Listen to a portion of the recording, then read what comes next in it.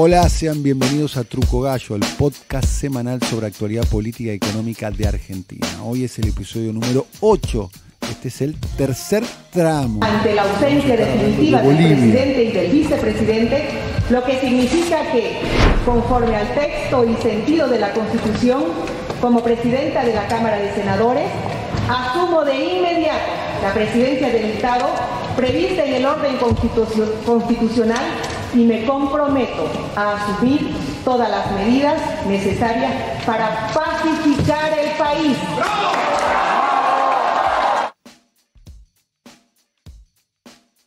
Luego del golpe de Estado en contra de Evo Morales, preguntas: ¿cómo impactó en nuestro país?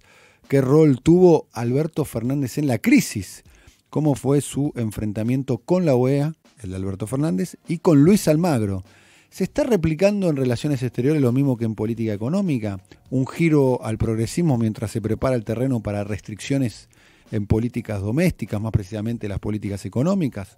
Sumado a un un casi necesario acercamiento a los Estados Unidos. Por el nuevo triunfo en la primera vuelta de las elecciones del 20 de octubre de este año, empezó el golpe de Estado. Al golpe político cívico se sumó la Policía Nacional.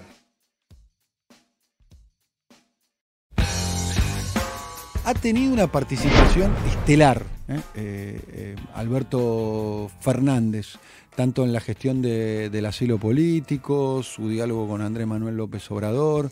Ha tenido una participación muy, pero muy importante. Sí, Alberto. lo contamos en el podcast anterior, toda esa construcción, todo ese corredor diplomático básicamente que se hizo. Hay una historia previa y una historia posterior. La historia previa era que a fines de octubre, después de la elección del 20, cuando ya la OEA decide mandar una auditoría, Luis Almagro se comunica con Alberto Fernández en un gesto que se entiende claramente como una decisión de acercar posiciones, porque Almagro en mayo que viene quiere renovar su mandato en la OEA. Se le termina el mandato en 25 de mayo del 2020. Había escuchado acompañamiento de Alberto Fernández pensando justamente en esa decisión. Luis Almagro lo llama a Alberto Fernández. ¿Alberto Fernández había manifestado la voluntad de seguir acompañando a Almagro? No, Alberto Fernández ya había manifestado su posición respecto a la situación de Bolivia. Almagro entonces lo llama para ofrecerle que envíe algún delegado para participar de la auditoría. Alberto Fernández le ofrece primero a Adolfo Pérez Esquivel.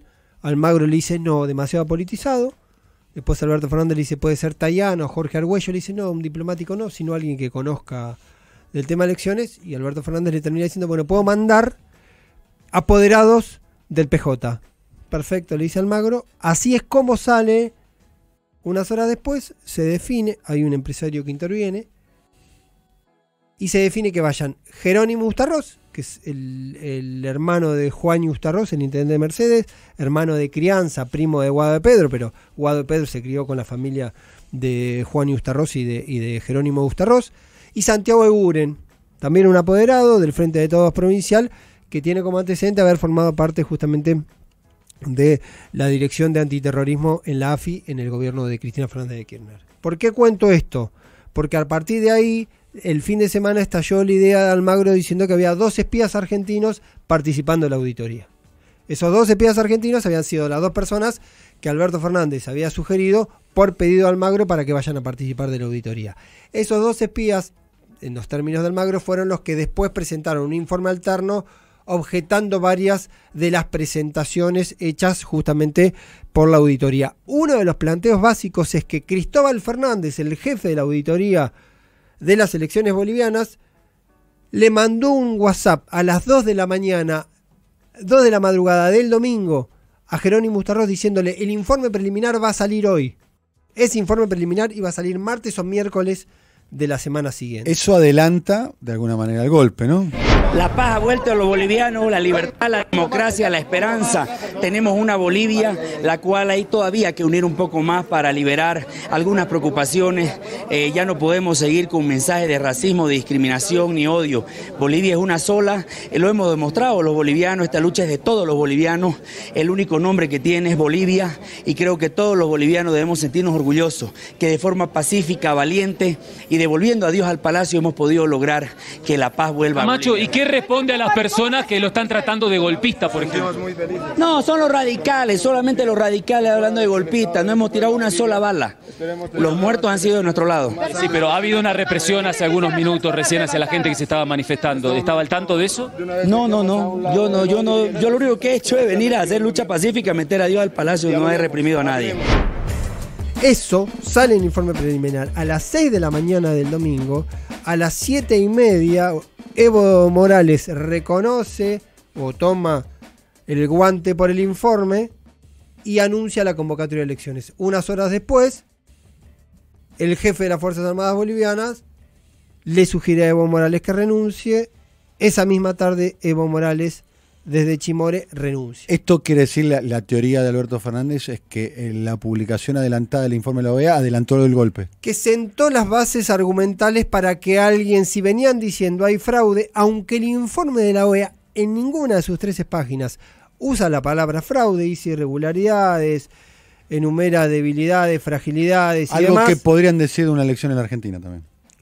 No usa fraude. Eso sí sostuvo la idea de, sobre todo del sector de Camacho y demás, para decir que había fraude. Eso precipita la situación.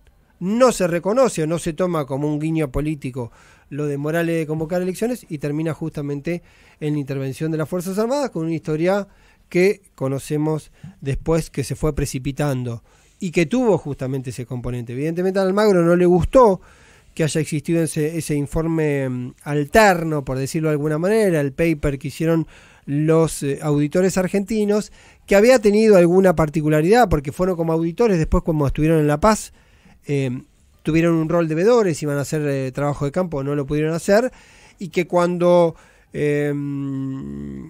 Almagro sale con esto de los espías, empiezan a aparecer los mismos involucrados a mostrar los cheques que le pagó la Secretaría General de la OEA para que estén haciendo por los honorarios en esa semana de trabajo que estuvieron entre el 4 y el 11 de noviembre justamente en La Paz trabajando con este informe. Me parece que ahí sienta las bases un poco para lo que vos decís. ¿Cuál va a ser a futuro la postura de Alberto Fernández como presidente respecto a la OEA? Porque Almagro, más allá del repudio que tuvo del espacio del que viene, que es el Frente Amplio, que fue repudiado por su propio partido. Expulsado del partido. Exactamente. Fue expulsado del Frente Amplio. A pesar de eso, quiere ir por la reelección y evidentemente, como todos objetan, tiene una región que tiene una mirada de centro liberal conservador en algunos aspectos, ¿sí? Por lo tanto tiene cierto soporte regional para aspirar a continuar y ver si en ese caso, ¿sí? Ante una situación que puede ser, si se quiere, inevitable, más allá de las críticas, si Alberto Fernández o Argentina o el gobierno argentino en ese contexto decide abstenerse o votar en contra, a pesar de un acompañamiento que puede llegar a ser bastante importante, en ese caso siempre teniendo en cuenta que el Departamento de Estado suele intervenir sobre algunos sectores que tienen, algunos países que tienen votos en el Caribe y que terminan acompañando, no es un solo voto, digamos, a la hora de definir un cargo como la Secretaría General de la OEA. Ahí me parece que va a haber un antecedente hacia adelante y lo ato con algo que también charlamos la semana pasada, que era esta posibilidad de que Alberto Fernández viaje a Chile para mostrarse con Sebastián Piñera en medio de la crisis chilena para tratar de aparecer como un compensando o equilibrista diciendo voy a acompañar a todos los gobiernos democráticos que estén en riesgo, ¿sí? Que tengan el valor acompañamiento institucional y que hayan tenido la instancia del acompañamiento democrático. Voy a estar acompañando justamente esas gestiones. Eso en principio no va a ocurrir porque ahora sobre el fin de semana justamente se va a ir a Europa Alberto Fernández a Francia e Italia por lo menos. La OEA también es responsable del golpe de Estado. ¿Sabe por qué? evidentemente frente a las denuncias de fraude dijimos, bueno, que haga auditoría. Nosotros ya hicimos una auditoría interna. De acuerdo a la información técnica, siempre puede haber errores, pero no ha habido fraude. La primera información que me hizo llegar, no directamente a Luis Almagro, sino por otra gente, dice, está bien, insinuando que Evo ganó en la primera vuelta. La segunda información, puede haber alguna votación de algunas mesas. Estaba cuestionado unos 2-3 mesas en Beni. Bueno, yo recomendé al gobernador del departamento del Beni, ojalá puedan ya hacer campaña. Creo que va a haber una nueva votación en algunas mesas observadas. Y el acuerdo que tenía Cancillería y la OEA, recién el día martes o miércoles de esta semana tenían que dar su informe correspondiente. Pero sorpresivamente domingo de la madrugada nos llama que ya tenía informe preliminar. Yo dije, pidan ese informe, vemos. Eran interpretaciones, insinuaciones, que hubiera habido muchas irregularidades. Pero además de eso decía en su informe, Evo ganó mesa segundo, no se demuestra que ganó en la primera vuelta, pero decide, además de eso, vamos a elecciones. Si no hemos ganado en la primera vuelta, debería decir entonces segunda vuelta. Estas son decisiones políticas que tomó OEA. A ver, hay una regla no escrita de la diplomacia. Todo lo que está radicado en los Estados Unidos responde a los intereses de los Estados Unidos. Sí. Fondo Monetario, Banco Mundial, Naciones Unidas, OEA. La influencia de Estados Unidos en la OEA es enorme, ¿no? Doctrina Monroe a esta parte. Es un elemento novedoso, que la OEA influyendo en la inestabilidad política de la región. Vimos la intervención muy fuerte que ha tenido años atrás en Venezuela. La OEA hoy ya no tiene a Cuba, tampoco tiene a Venezuela, y acá está bastante documentada de modo contemporáneo la intervención de la OEA en la inestabilidad política de Bolivia. Está muy documentado. Hay muchos, bueno, como lo contaba recién Evo Morales en el audio que acabamos de pasar. El primer testimonio de la OEA es: Evo ganó en primera vuelta, pero hay sospechas y por eso hay que hacer una segunda elección. O sea, ha participado en tándem deslegitimando la elección de Evo Morales, con las consecuencias políticas que se ven ahora, ¿no? Que claramente en el corazón, además ni más ni menos que es un lugar estratégico de la región, es un lugar muy estratégico de la región, Bolivia, digamos, está en el corazón de Sudamérica, frontera con Perú, frontera con Paraguay, frontera con Argentina, frontera con Brasil, fronteras además muy, muy sensibles, muy calientes, muy permeables, un momento de mucha inestabilidad, que aparentemente la crisis en Bolivia no entró en su cauce, no se sabe cuándo va a haber elecciones, la protesta sigue en las calles, el golpe todavía no tuvo éxito en el Palacio, o sea, no tuvo estabilidad política. Esto es lo que está pasando en Bolivia por estas horas, y lo dijimos en el podcast, en el capítulo pasado, y lo decimos ahora, y es casi una obviedad, está encima de la mesa, de tan obvio a veces es redundante decirlo, pero es un país que tiene frontera con Argentina, un país muy sensible, o sea, de haber un conflicto, una comunidad boliviana muy importante en Argentina. 2 millones, 3 millones, se calcula entre bolivianos y descendientes de bolivianos.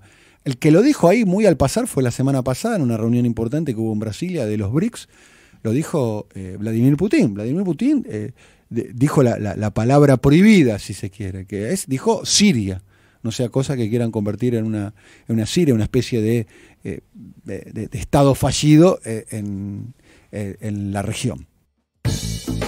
Hemos terminado el capítulo de hoy de Truco Gallo.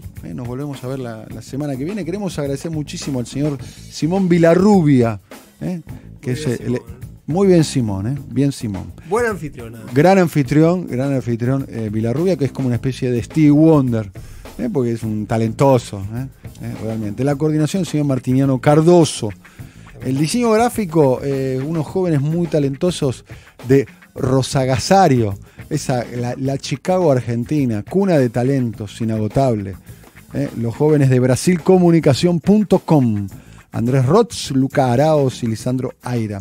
Y en la producción comercial, lo vemos ahí, el siempre disponible, Pablo López. ¿Cómo es que se ata los cordones mientras camina? Se ata los cordones mientras corre. Mientras corre, corre y se ata los cordones a la vez. Es la única persona que yo vi que hace eso, es Pablo López. Bueno, nos volvemos a ver la semana que viene. Chau, chau. Chau.